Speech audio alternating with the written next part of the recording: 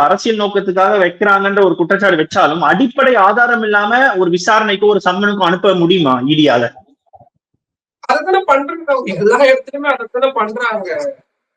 நீங்க கடந்த காலம் கொஞ்சம் ரொம்ப தீவிரமா அமலாக்கத்துறை விசாரணை நடத்தணும் வந்து காமன்வெல்த் போட்டிகள்ல அந்த ஊழல் நடந்துச்சு. அப்போ சுரேஷ் கல்மாடிக்கு நடந்த கேள்வி நீங்க அதை விட்ரால் பண்றேன்னு சொல்லிட்டாங்க.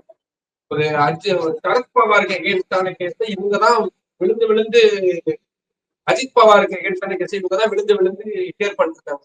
என்ன ஆச்சு இது? மற்ற வழக்குகள்லாம் என்ன நிலைமையில இருக்குது?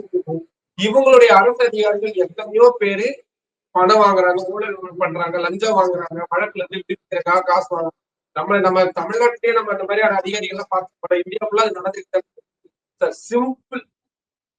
நீங்க உங்களுடைய வழக்கு எவ்வளவு ஃபைல் பண்றீங்க, எத்தனை பேருக்கு தண்டனை வாங்கிட்டீங்க, அதை வச்சுதானே உங்களுடைய வேல்யூவேஷனை பண்ண முடியும். ஒரு ஸ்கூல் இருக்குங்க, அந்த ஸ்கூல்ல எத்தனை மாணவர்கள் சேர்க்கப்படுறாங்க? 1000 மாணவர்கள் கூட வரலாம். ஆனா வெறும் பாஸ் பண்ணி வெளியே போறது வெறும் 10 மாணவர்கள் தான். அந்த ஸ்கூலுடைய தரம் எப்படி இருக்கும் நம்ம எப்படி புரிஞ்சுக்கிறது? சோ அவங்களோட சக்சஸ் ரேட் தானே ரொம்ப ரொம்ப முக்கியம். கரெக்டா?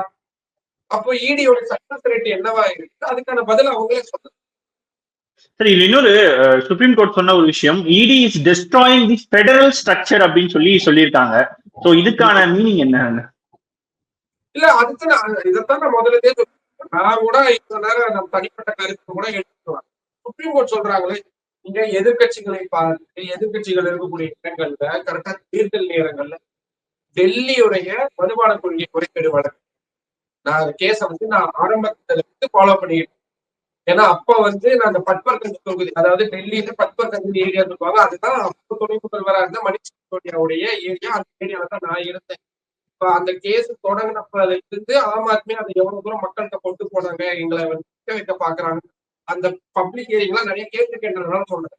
அமலாக்கத்துறை கிட்டத்தட்ட 2-2.5 வருஷம் அமைதியாவே இப்படி கை கட்டியே உட்காந்துட்டு இருந்தாங்க. மற்ற விஷயங்கள்லாம் நடந்துகிட்டு இருக்கு. எலெக்ஷனுக்கு ஒரு 2-3 மாதங்களுக்கு கரெக்டா அறிவிப்பு தூக்குறாங்க, அடுத்தடுத்து சம்மன் அப்படின்றாங்க.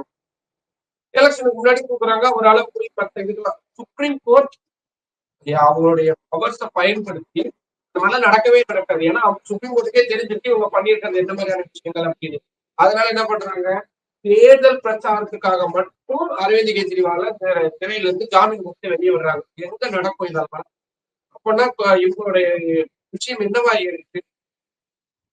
இப்போ செந்தில் பாலாஜி விவகாரங்கள் எடுத்துக்கோங்க, எவ்வளவு நாட்கள் ஆயிட்டு என்ன எடுத்துட்டு போயிட்டு இருக்கிறாங்க.